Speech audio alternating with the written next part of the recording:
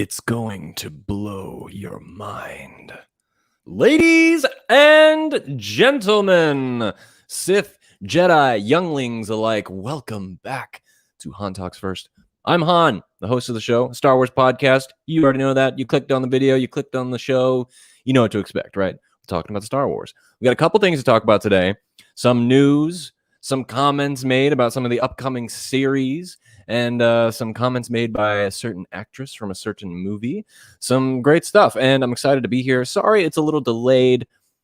The mother called, and when the mother calls, you answer. So I was on the phone with my mom for a little while and lost track of time. But we're here, and we're here to talk about some Star Wars. So hope you guys are having a good week, a good weekend. It's the start of a new week, and I'm having a pretty good weekend, really relaxing. We did a karaoke night last night, which was fun. But yeah, welcome. If you're new here, subscribe so you don't miss an episode. We do long episodes every week on Sundays on both YouTube, Twitch, and on the podcast stream. And we have other fun videos that drop here and there. And if you're listening on the audio program, feel free to subscribe, follow, rate, and review so you don't miss an episode there as well. I would love to know your thoughts on some future episodes and things like that. As far as like other videos on the YouTube channel, I've been pretty bad at it recently. So I do have a video ready to be uploaded. I just haven't recorded my voiceover. So I'll try and do it today. It's an unboxing video of the new Star Wars, what are they called? 4 specially crafted soap bars. By Squash, Dr. Squash. So I'll be doing an unboxing video. I'll probably post it today, honestly, maybe tonight. We'll see how it goes. But if you're watching this live, welcome. If you're watching it on the replay, glad you could still catch it at a later time. And thanks for joining us today. If you have thoughts, comments, questions, you can put it in the live feed or in the comments down below or on any social media. I will always get back to you guys. So thanks for that as well. And, if you enjoy the content today, if you enjoy the content at all, there's a donation option. You can go to streamelements.com/HanTalksFirst/tip. It's linked below, so no excuses. You can submit your tips to this channel, to the show, and submit questions as well. And we'll always respond to them. So again, welcome. Let's jump right into it. No dilly-dallying, no foreplay. We're going to get right into the nitty-gritty. And we're talking about the Book of Boba Fett because there was an exclusive from Collider. And Robert Rodriguez teases that the Book of Boba Fett is going to blow your mind. Now, I have not read this article yet, so I'm going to pull it up on screen. We're going to read it together. And I guess you'll get my reaction from it as well. But it sounds like this show is going to deliver on all fronts. So let's take a look at the article on Collider. Ooh, I do not like that background. Let me change that real quick. That's a little bit more pleasant, don't you think? Star Warsy? Is that cool? All right, so check it out. Exclusive. Robert Rodriguez teases the Book of Boba Fett. It's going to blow your mind. He also says that I can talk it up all I want because I know it over-delivers. So right away, it starts off pretty ambitious. These are ambitious statements. He knows it over-delivers. Now, Robert Rodriguez, of course, directed an episode of last year's Mandalorian Season 2. It was the episode where Boba Fett came back officially, and, well, you guys know the episode. I don't have to tell you. But he did a great job. It was very grounded and gritty and different than the other episodes we've gotten. And, of course, he is now showrunning, producing, writing, directing the Book of Boba Fett. And he's obsessed with this character. He loves it, and it's the story he wants to tell. So I think it's going to be good. But let's see what this article has to say. All right, fans of The Mandalorian, blah, blah, blah. We don't need to read that. All right, here we go. So little has been revealed about the Book of Boba Fett since that time. Oops, my text messages. Let me turn that off. Okay. So little has been revealed about the Book of Boba Fett since that time, although we know the show is executive produced by Robert Rodriguez, who directed the Boba Fett episode of The Mandalorian alongside Jon Favreau and Dave Filoni, who is the EP of the new series. We also know Ming-Na Wen reprises her role as Fennec Shand in the Book of Boba Fett when the story picks up where it left off in The Mandalorian. That amazing post-credit scene, right? So the Book of Boba Fett set to release on Disney Plus in December of this year. Collider's own Steve Weintraub had to ask Robert Rodriguez about what the fans can expect when he spoke with the filmmaker about his work on the Disney Plus Billie Eilish cinematic concert experience. I didn't know he was involved in that. Interesting. So anyway, Rodriguez was understandably tight-lipped about the Star Wars series and is extremely excited for fans to see the show. So here's one thing he says. I can't say anything about it all right now, but it's coming out in December. Wait until you see what's coming. It's going to blow your mind. That's all I can say. I can talk it up all I want because I know it over-delivers. It way over-delivers. People are going to be so pumped when they see it. These words, very encouraging to me. But it's also like, you got a lot of confidence in this, buddy, which I believe because he's a great filmmaker and I love his work in the past. But these are strong words. He goes on and says, where is it here? At first, I thought it made the most sense for a series because you could have loads that you could reuse and places you can come back to often that would be impossible to get on a regular basis in a series. I don't know if I would use it very much in a movie where it's just one-off scenes that are done. They're only a couple minutes long, and then you never go back to the location again, like a sequel to We Can Be Heroes. Even I was thinking, would I even use the volume, or would I shoot a traditional green screen again? Because I got some pretty cool stuff. So he's talking about the volume, the technology being used. We do know that it looked great in The Mandalorian, obviously. Now they're going to be using it for, looks like, all their Star Wars stuff, because Obi-Wan is shooting on it. I don't know if Andor is shooting on the volume or not, but quite possibly could be. But the Book of Boba Fett is, in fact, shooting on the volume. So that's pretty cool to hear as well. And it looks like the last two things he says here. What's different about the volume is you still have to do the work of the visual effects. It's just, am I going to do it before I shoot, or am I going to do it after? On a TV series, you can pretty much figure out where you're going to need these certain things. On a movie, I like a green screen more. So I can put so I can punt what that thing's going to look like until later. I can kind of start lining the foreground with the kids. 11 kids in the foreground. I can light that on a set and then really dial in the background later. Okay, I don't really understand what he's talking about. But I think he's just generally talking about on a movie, he prefers green screen because he can do all the post-production work afterwards and have to work on lighting afterwards. But when it comes to the volume technology, it all has to be done in frame. So while they're shooting it. So it sounds like it's an experience for him trying to figure out how to navigate this new technology.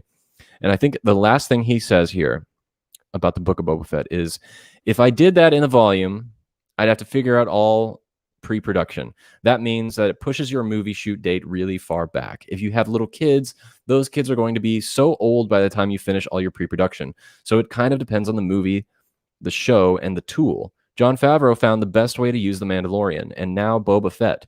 I think that was a really great thing, but I don't think it's necessarily a tool that fits every project. So I agree with that statement. This is mainly just about the volume. It's not really about the Book of Boba Fett, but anyway, the big takeaway from this, of course, is him saying that it's going to blow people's minds. So with this being said, what can we expect from this show that is going to blow our minds? What about Boba Fett's story that has yet to be told is mind-blowing? Well, to be honest with you, before The Mandalorian, I was never really a fan of Boba Fett. I didn't understand the appeal. Thought he was kind of overhyped as a character. I mean, yeah, he looked cool, but I never understood it. And to be honest with you, I never liked Mandalorians, those characters. Every time the Mandalorian episodes of Clone Wars would come on, I was always like, oh, really? We're going back to this? And I don't really have a reason. You know, I think mainly just because when I watch Star Wars, I want lightsabers, you know, as far as like a visual thing, and Darth Vader, and I don't know, Jedi, Sith, the cool stuff. But the Mandalorian changed my mind, and I started to really like Boba Fett again. And as far as Mandalorians, I actually really started to grow on them when Star Wars Rebels came out, because I think Rebels handled Mandalorians a lot better than the Clone Wars did, which is, they're both Dave Filoni, so it you know, it's not a competitive thing, but Rebels was really special to me. But now they're both growing on me, and I really, what about the series is going to be mind blowing? You know, it's obviously picking up where it left off at the end of Mandalorian season 2, as stated in the article. And so it sounds like it's going to be kind of a prelude into the Mandalorian season 3, which is speculated to be taking on storylines from Heir to the Empire, and also taking on storylines from the comics and old legend stuff, where the what was it called, the Siege of Mandalore, the Uzan Vong might come in, all this crazy stuff, when in actuality we don't know what's going to happen. And so there's tons of great possibilities that could. And I think the thing here is trying to figure out what's going to happen. We do know that there will be flashbacks to younger Boba Fett during the time of the Empire. There was a leak from, not a leak, it was either Jon Favreau or Robert Rodriguez said that they were going back to Cloud City, and they were going to show some other stuff, some other footage from that. And of course, addressing how he survived the Sarlacc pit, which I think is one of the questions most of us are most looking forward to. I'm going to take a look here in the chat and see who's joining us today. Looks like we have a couple people here with us live. Welcome to those of you watching on Twitch and on YouTube. Glad to see you guys here. Rural Farm Boy is here. Jack Brody is here. Super Tenor is here. Max is here. Robin is here. And to those of you on Twitch, I cannot see your names, but I can see you're there. So welcome. Good to see you all here. I can see a couple hello there's. A couple that I'm very excited for. Book of Boba Fett. Very nice. Rural Farm Boy says, in my opinion, Han, we ain't ready for it. We ain't ready for it. I love the way Rural Farm Boy types out his messages, because it really sounds like a rural farm boy. Jack says the show is going to be a whole different vibe. I think so too. It's going to look and feel different. The texture of the Book of Boba Fett is going to be, it's going to be different. A different vibe, just as you said, Jack. I totally agree. Max says, to be honest, I think the comments from Robert Rodriguez are a little PR, or a little bit PR, a little bit public relations. Yeah, I can see that too. I mean, he's part of his job is to hype up the movie, right? Campaigning the movie, or the show, excuse me.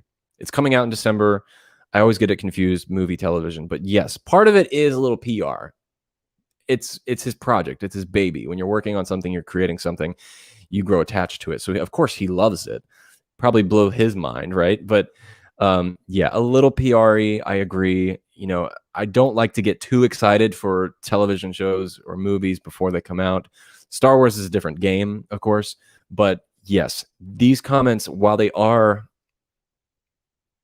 you know, mind-blowing and ambitious, I think we still have to go in. We have to speculate responsibly, and we have to go in with reasonable expectations so we don't get disappointed. Rural Farm Boy says PRR is one of us, and he knows what this is. He's telling us we're not ready. I don't think we're ready. I'm not ready. I'm never ready. I mean, look at me. I was an hour late today, so. What's up? I am cautiously excited. I still don't fully trust Disney, and that is coming from Super Tenor.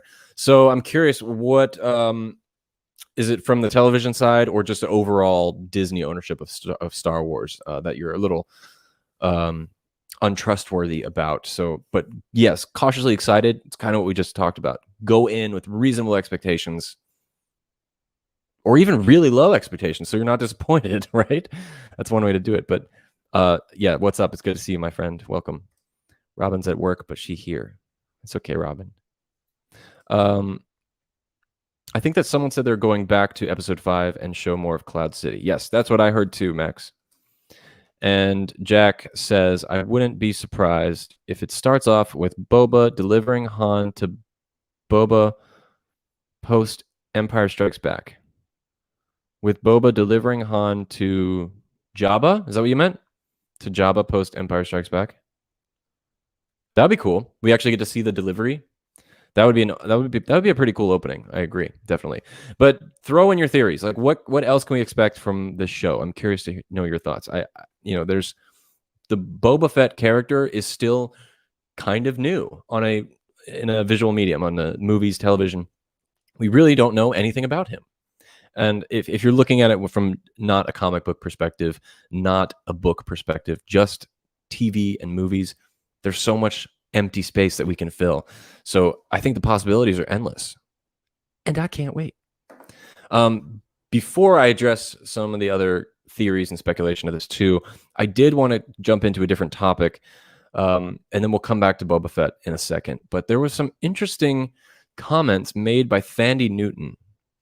Thandie Newton, of course, is an actress who played, I think her name was Val in Solo, a Star Wars story. And she was promoting a new movie she's in, Reminiscence, I believe. And in that interview, she was kind of dissing Disney, kind of dissing Solo and the way they treat their persons of color characters. And I haven't read this article either. Again, it's another thing I wanted to kind of react to here. But just so you guys know, there's some language in her comments.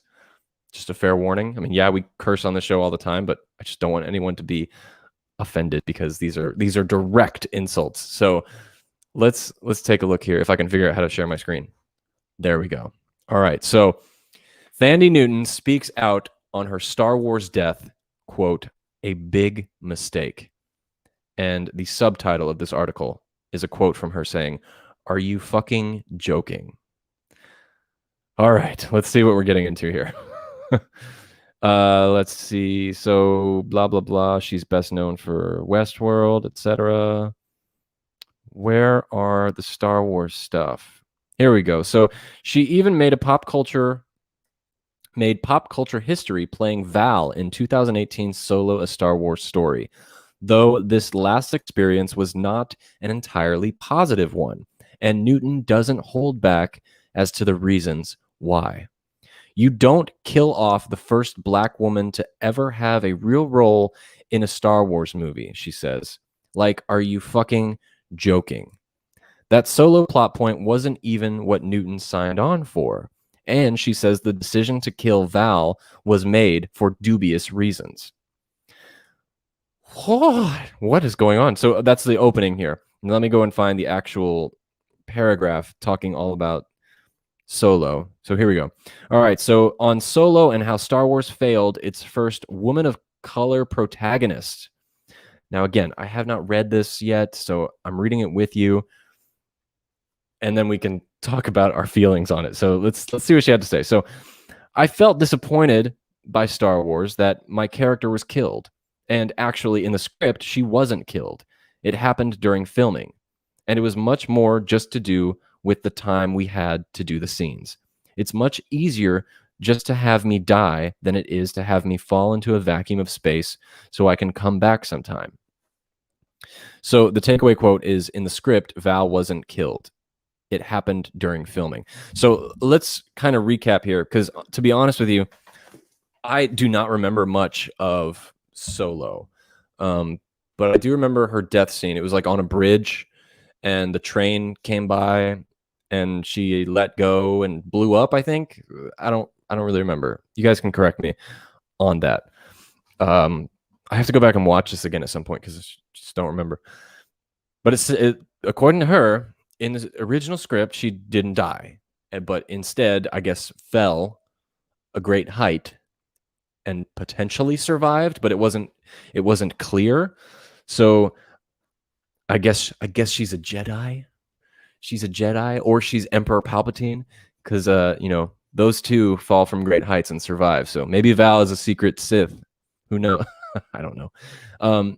But that's interesting. I didn't know that fun fact, that she actually wasn't killed in a literal sense on screen originally. But let's go on and see what else she has to say about this. So That's what it originally was. That the explosion and she falls out and you don't know where she's gone. So I could have come back at some point. But when we came to filming, as far as I was concerned and was aware, when it came to filming that scene, it was too huge a set piece to create. So they just had me blow up and I'm done.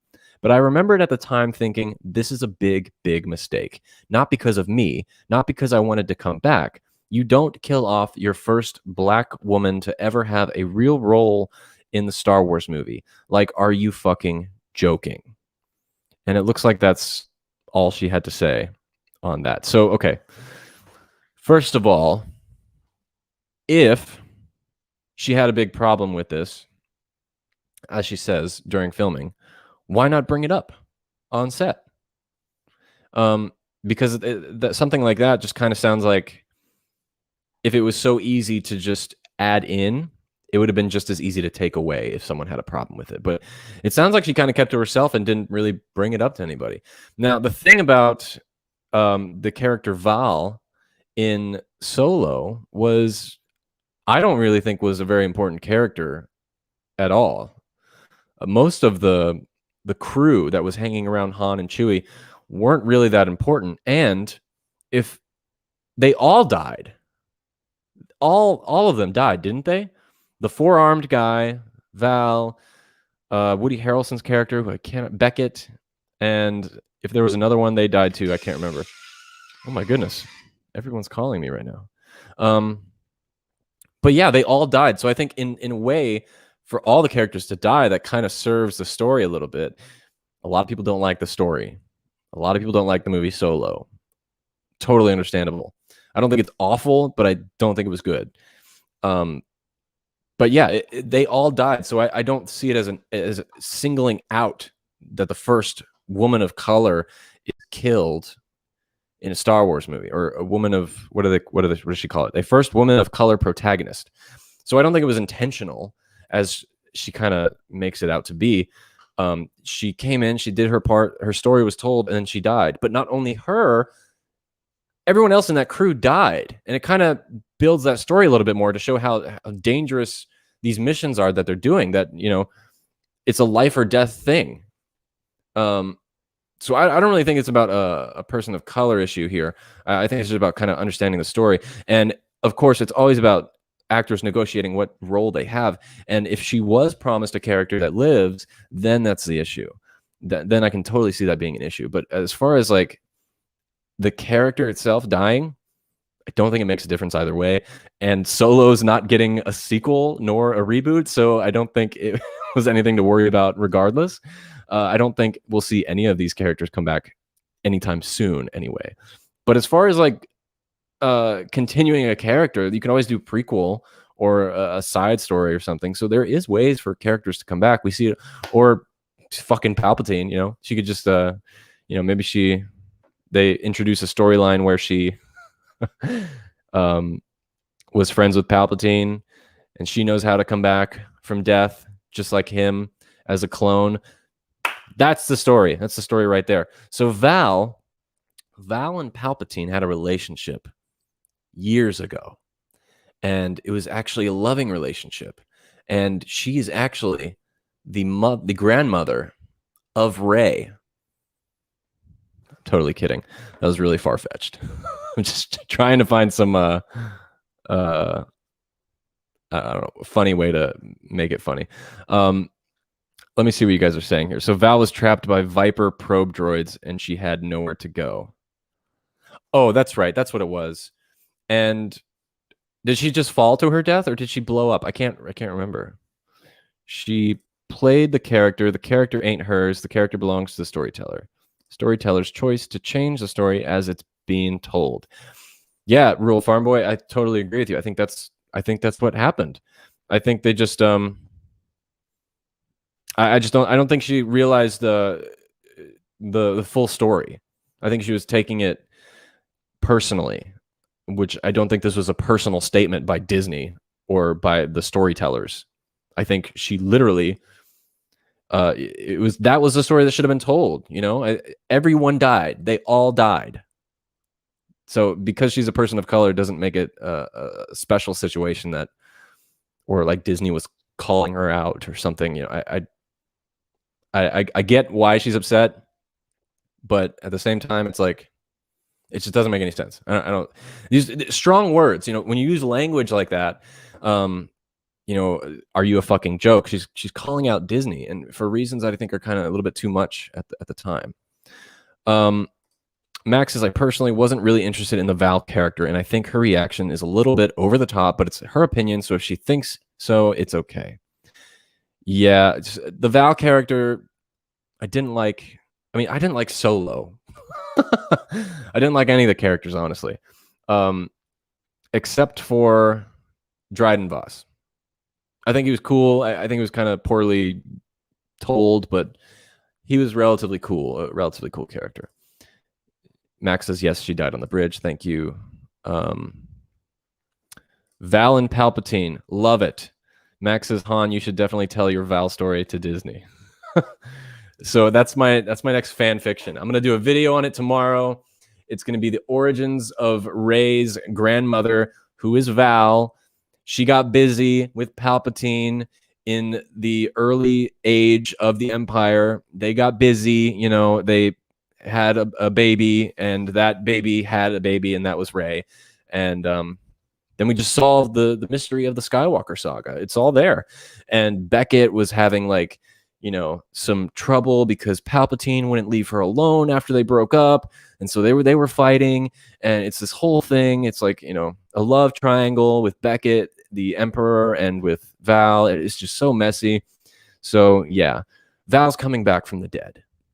She's coming back from the dead. She's going to be the star of Episode 10, Star Wars Episode 10, and her character will be revitalized. She'll be a clone, and she's going to take over the galaxy. What else can I say? I'm glad some of you appreciate my humor. But yeah, that's it for that story. Really nothing to talk about. Actually, there was one more thing. Let me see if I can find it here. So, just so you guys know, if you do not want spoilers for Obi-Wan Kenobi, just look away or turn off the podcast for like 3 minutes or 2 or 3 minutes. I'm going to show some photos that are apparently, quotations, leaked photos of concept art from Obi-Wan Kenobi. I stress the quotations because I do not believe these are real. I mean, yes, they exist, but I do not believe they were official concept arts for the new Obi-Wan series. So I'm going to show them on screen right now. Again, if you don't want to see it, just look away or blind the computer. So here's the first one. And this is a picture of Anakin Skywalker as Darth Vader in a set up, kind of levitating with machines around him.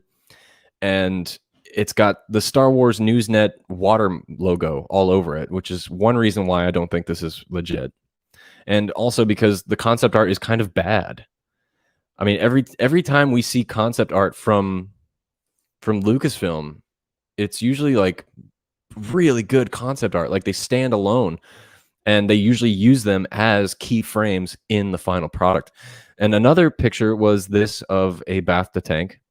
Again, it looks kind of bad. It looks like someone made it really quickly on Photoshop, and there's nothing to see here. It's just kind of, it's an empty tank. And then the final one is a picture of Anakin's breathing, what is it called? Respirator, breathing mask that he would use in the Bacta tank. So I don't believe these are real images from Lucasfilm. I do think we'll get something similar to this in the Obi-Wan Kenobi series, but I definitely don't think these are legitimate. Also because it has the Star Wars Newsnet watermark all over it. So take this with a grain of sand, a big grain of sand. But yeah, that was that. What do you guys think? Do you think these are legit? Do you think these are real concept pieces? Oh, Rural Farm Boy says these are artist renders from photos Star Wars Newsnet has. Oh, the concept art looks like Vader in Rogue One in the castle on Mustafar, but I'm Not sure if it's real. Max, that was a lot of prepositions you put in that. The concept art looks like Vader in Rogue One in his castle on Mustafar. That was hard to read, but I got you. And yes, Max, the new title for episode 10 is Star Wars Episode 10, The Rise of Val. Super Tenor says that High Republic concept art was not good. I actually, you know what? This actually looks pretty similar to the High Republic concept art, now that you mention it, because they're both kind of similar in design and texture. But I agree. I didn't care for the High Republic concept art either. Rural Farm Boy says John Joey did the article and said as much. Hoey. So I know this is from their article. I don't read that site a lot. But hey, if they have sources that say this is an artist render of what's going to happen, they usually have pretty good sources. So I guess we'll have to wait and see. But regardless, I think if there's something to put out that's a leak or a spoiler or something to get people hyped, I just want it to look really good, So part of me is kind of like just not accepting it because I'm a spoiled brat. So we'll have to see.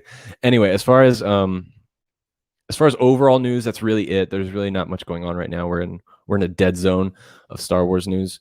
But there was one thing going on Twitter a lot. If you guys remember last Friday, the new episode of The Gallery premiered on Disney Plus. It talked about the Luke Skywalker episode.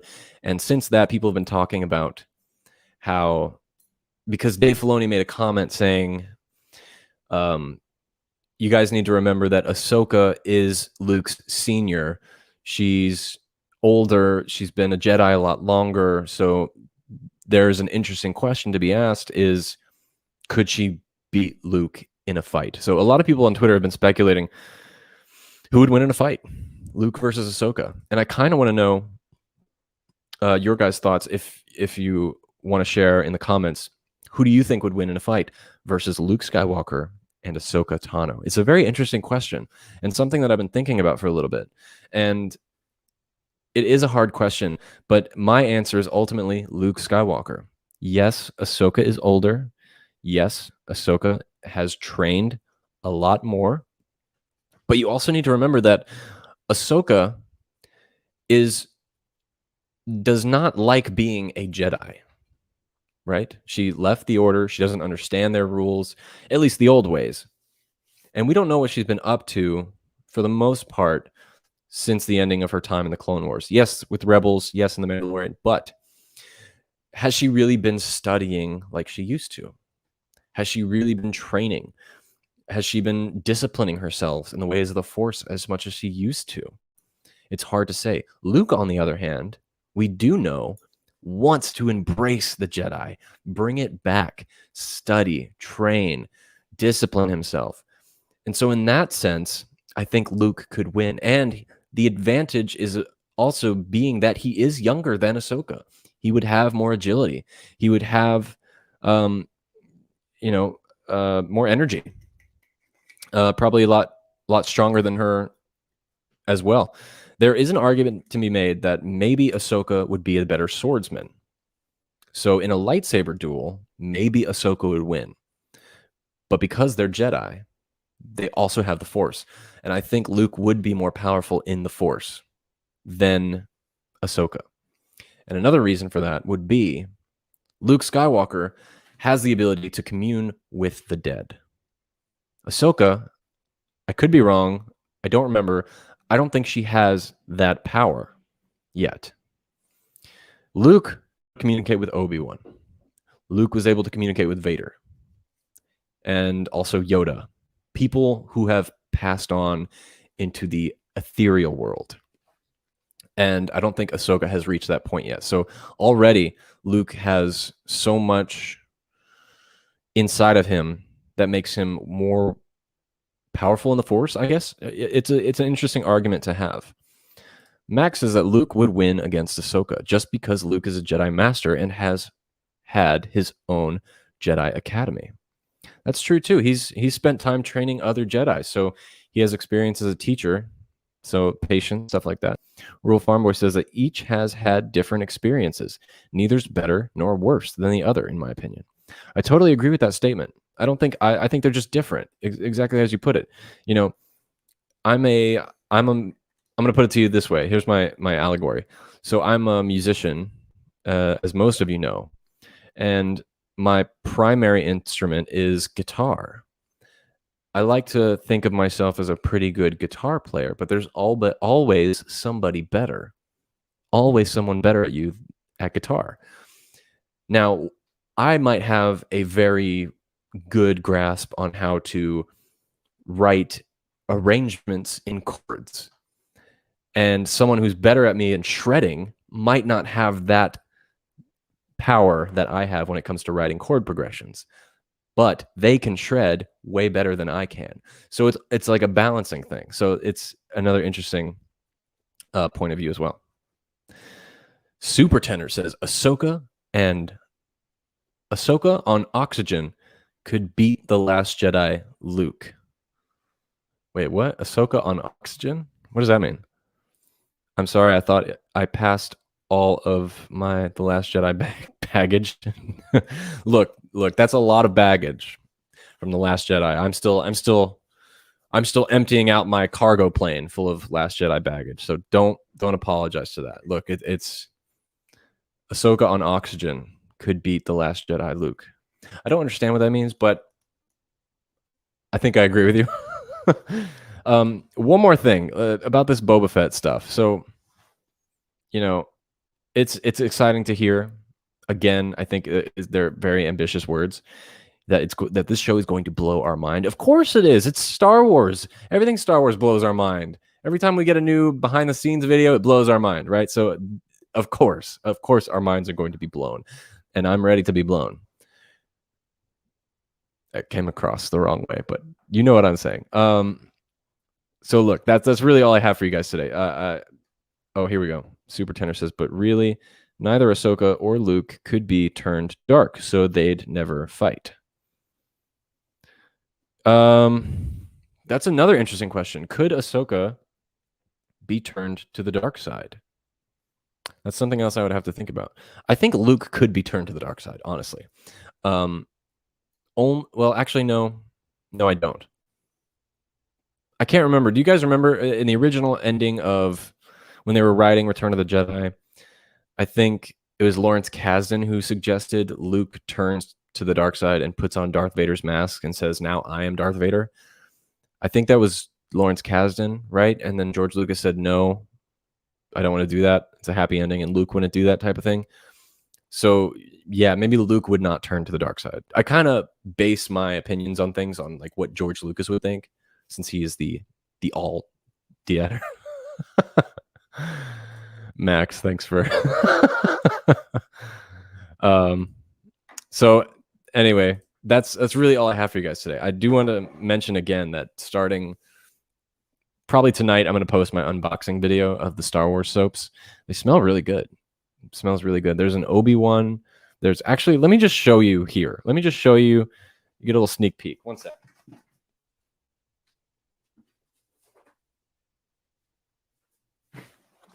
Okay, so this is the box, obviously. And it comes with 4 different soaps in it. Beautiful packaging. Here's an Obi-Wan, the Only Hope soap, which is kind of cool. There's a Wisdom Wash, which is Yoda, obviously. There is a Dark Side Scrub with Darth Vader. And there's a Darth Maul called the Ruthless Rinse. They smell really great. They're very strong. And it was a gift from Chris. So you guys can thank Chris for a little bonus content coming a little bit later today. And I'll give you my review as well, because I do have one small problem with the soaps. It's very small. It's very nitpicky, but I'll tell you about that in a little bit too. But hey guys, thank you guys so much for watching the show and listening on the podcast feed. I had a lot of fun, just talking and getting some news from Book of Boba Fett and stuff like that. Feel free to leave a comment down below if you're watching this video later, or hit me up on social media at Han Talks First. And of course, we'll be back next week with another episode. And I'm trying to get a guest in here. I'm trying to get a guest booked on the show. It's just a timing issue.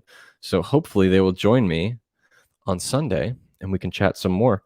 But yeah, sorry, I haven't been too active on social media. I've had a insanely busy schedule recently and just trying to find time and make it all work. But that's the stream for today, everybody.